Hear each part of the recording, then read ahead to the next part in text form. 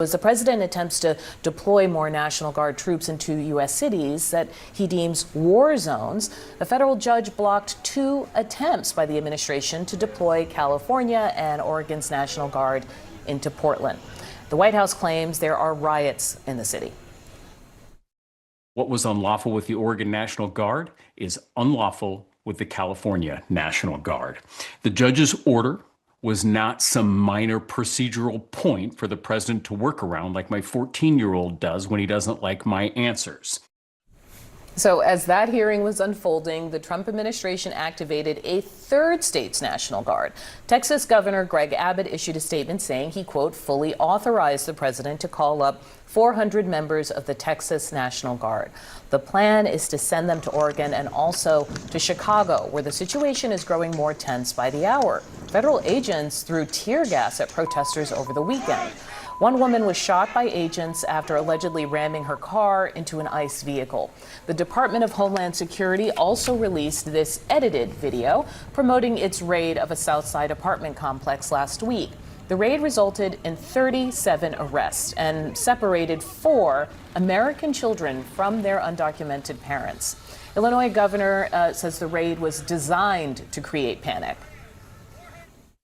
What kind of a country are we living in? And this raid at this building is emblematic of what ICE and CBP and the President of the United States, Kristi Noem and Greg Bovino, are trying to do. They want mayhem on the ground. They want to create the war zone so that they can send in even more troops. Now they're claiming they need 300 of Illinois' National Guard.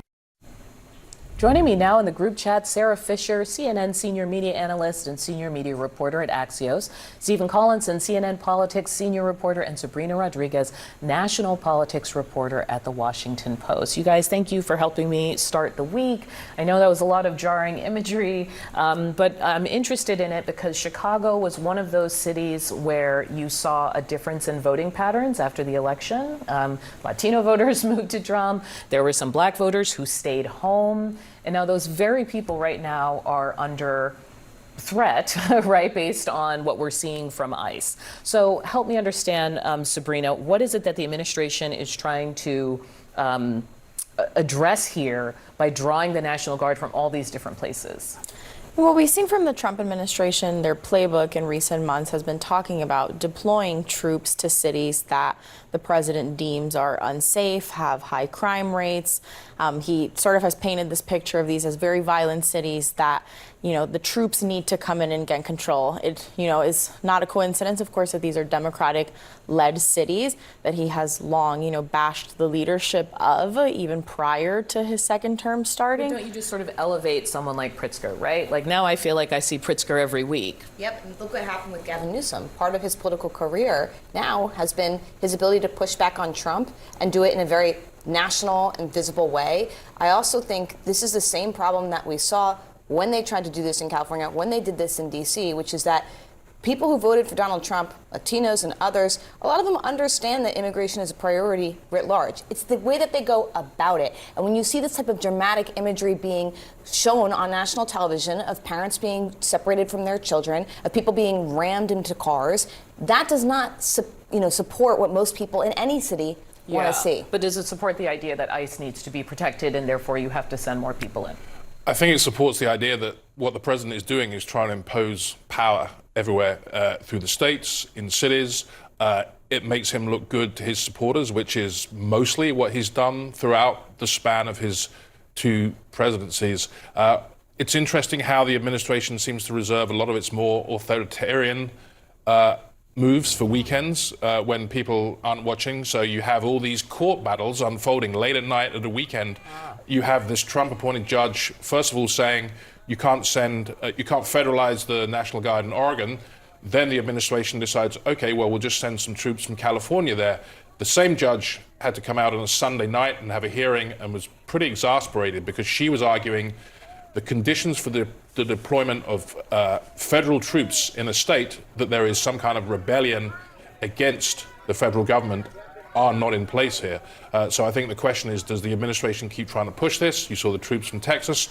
Does it move a step further and invoke the Insurrection Act, which would create an even bigger legal Which battle is what and Pritzker potentially is sort of constitutional crisis? arguing what they're doing. I want to show you guys a recent polling on this. As always, I'm sort of interested in where independents are.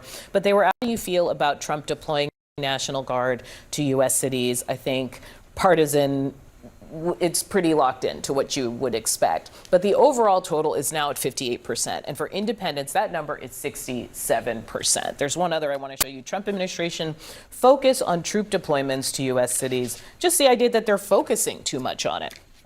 This is cruising past 50% now.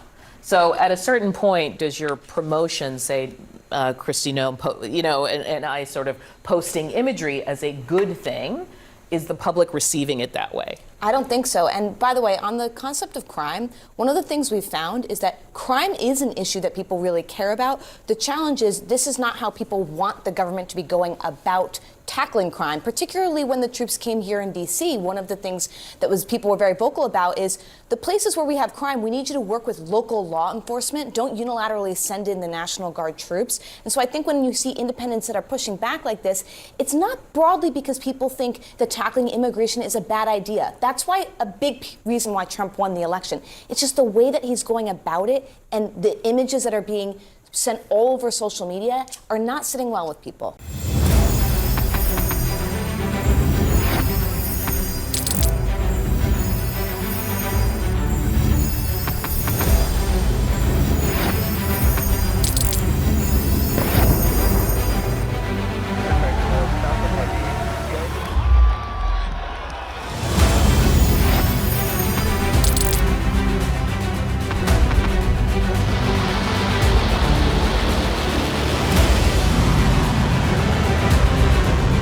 Fighting so long and so hard that they don't know what the they're doing.